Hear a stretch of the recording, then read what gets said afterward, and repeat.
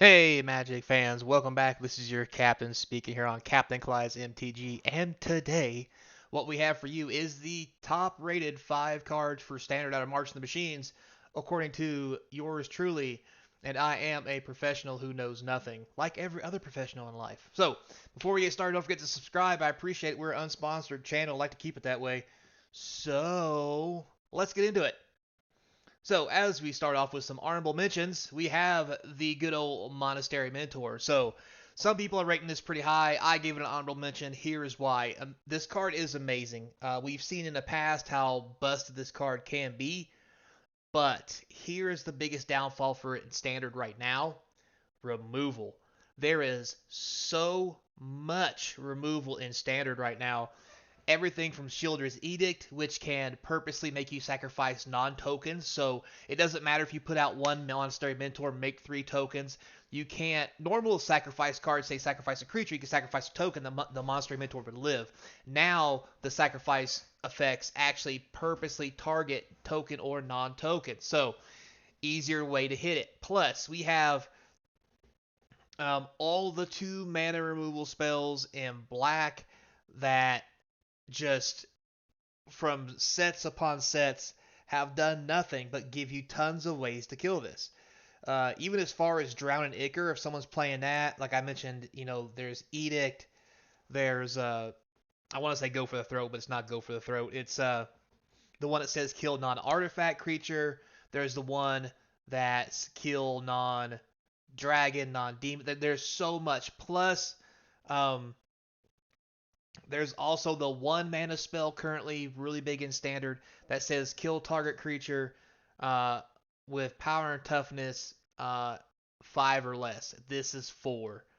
So now with that being said, if you can pump it with prowess, yes, you can save it. But then it becomes a game of, do you wait to make your token for them to kill it, or do you wait for them to, or do you make the token and then have another backup so that you can keep it alive? It becomes very hard to make this a playable card, especially because if you lay this on turn 3 with no way to protect it or pump it, it is going to die. So this is easily a turn 4 or 5 card, um, which makes it harder to play. Now, with that being said, will it not be played in standard? I think it will be played in standard, but it's only an honorable mention. And as we saw in last standard, even though it was good, it was better in the eternal format. So that's why we have honorable mention. So moving on to the next honorable mention. That's right, there's 2 of them. That would be the Phyrexian Censor. As good as this is, I just don't know if it's good enough. And here's why I say that. The cards like this normally see sideboard play, so that people can only play 1 spell a turn. Now, if you're playing Phyrexian spells, you can play all you want, and your opponent can't. But what if they are playing Phyrexian spells? Then this becomes just a vanilla 3/3 that honestly doesn't do anything. But it does have a great possibility in the sideboard. And if Phyrexian decks aren't a real big thing, this could actually become a deck. Now, in a mirror match, this card does become useless and must come out. So, um, honorable mention at best. I think it's got possibilities, and I really like it. I just don't think it's powerful enough on the jump. So, with that being said, let's get into the top 5, and I'll tell you why I think that. First, we have at number 5, Rin and Realmbreaker.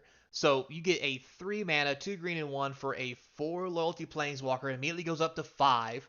Um, Static ability, it lets you tap mana of any color from all your lands, so it's immediate mana fixing.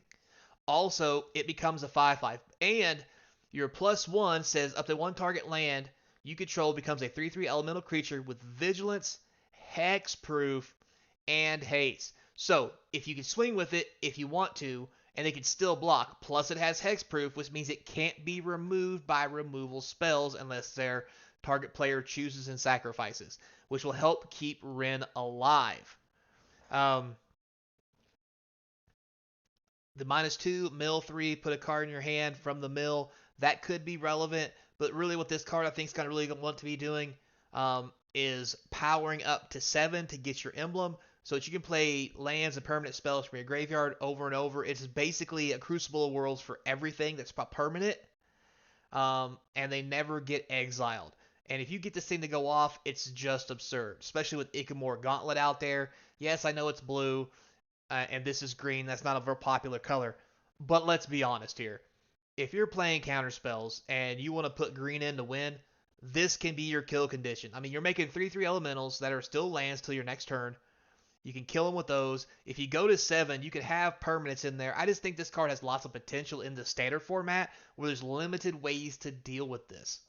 So I think this is definitely number 5 and will see a lot of play. Looks powerful. Next we have Rampaging Raptor. 2 red and 2 for a 4/4 trample haste. This is the new QB. And no, I don't mean quarterback. I mean Questing Beast. Questing Beast was a 4/4 with the same effect, but couldn't be blocked unless it was something that had power 3 or greater. This can be blocked by anything, but it has trample. It doesn't have vigilance, but it does, or death touch, but it has trample, which means it can deal damage. Plus, with the ability to pump it to make it a 6/4 later in the game, or an 8/4, depending how much mana you want to dump into it, is huge. Plus, its ability, when it deals combat damage to the opponent, it deals that much damage to target planeswalker that player controls or battle that player protects. This is a key card for battle decks. Plus, the ability to punch your opponent in the face for 4 and kill their planeswalker. We saw how good it was with Questing Beast to ignore planeswalkers and just go ham on someone's face and still get the effect of destroying planeswalkers. This thing is amazing, and it's going to be a top tier card played in red. And if the battle decks become as good as I think they might be, this will be a mainstay in those decks because of the different abilities that it has. But even if you don't play battles with it, it still has the ability to kill a Planewalker. It just doesn't get much better than that. Number 3, we have Thalia and the Gitrog monster. So why do I think this is going to be good? Anybody remember Siege Rhino?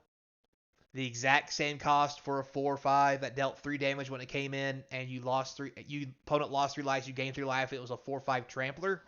Well, how about for the exact same mana, instead we give you a 4/4 first strike death toucher, which means it has to be blocked by 5 creatures, all of which being able to deal 4 damage to kill this thing if someone's swinging with it. Secondly, you get to lay additional land every turn. That's just cool. And creatures and non-basic lands your opponents control enter the battlefield tap, meaning blocking this thing becomes dumb hard. And be able to cast something to kill it also becomes very difficult, because if you're looking for that one land to kill somebody, you better hope it's a basic. Next, when it attacks, you can sacrifice a creature or land and then draw a card. So late game, if you're land flooded, they just become mana. They just become fuel to draw things.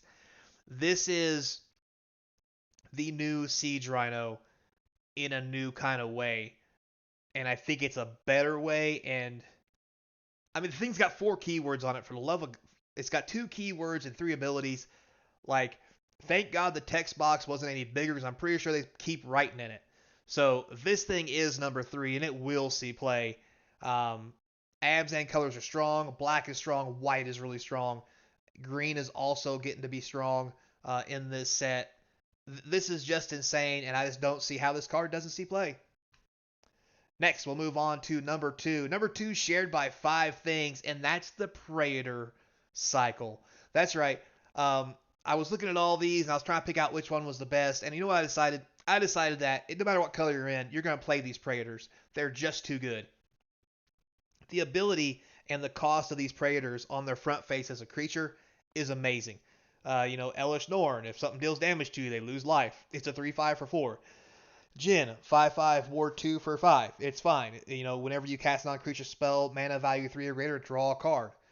Shieldred, when it comes in, the opponent has to sacrifice a non-token creature or planeswalker. 5 mana, 4/5 with menace. Already good.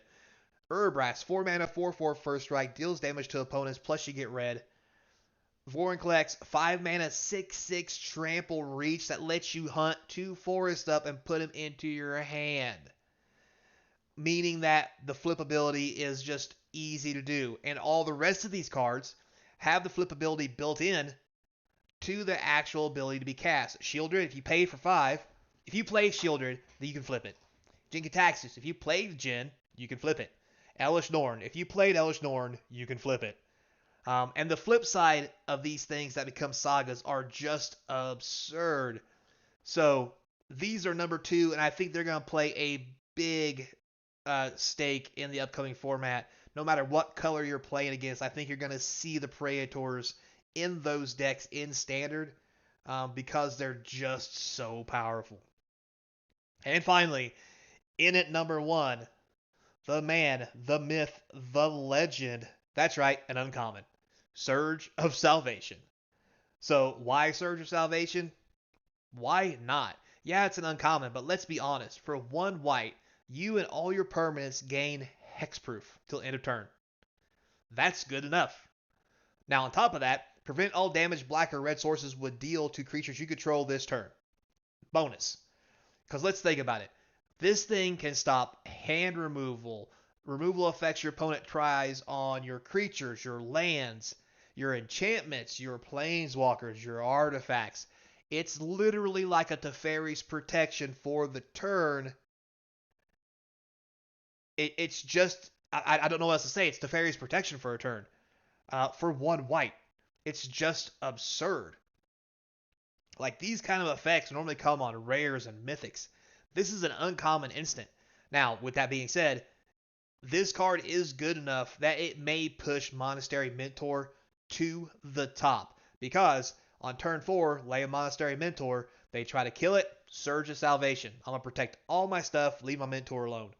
But well, they'll probably then untap and then kill your Mentor, you get 1, but you're still getting an even card trade of 2 of your cards for 2 of your opponent's cards, and you end up with a 1/1 guy left, so you kind of get ahead. It's just this card alone could make Monastery Mentor really good depending on the builds of the deck. With that being said, I really think we're in for a highly aggro style Standard format. Mark my words. So, with that being said, guys, thanks a lot for watching. I do appreciate it. Subscribe to help support the channel. For those who have, thank you very much. I love you. And links in the description to eBay Store, Patreon, and all those cool places to help support the channel. And as always, till next time, be kind. And I hope to see you across from the game table.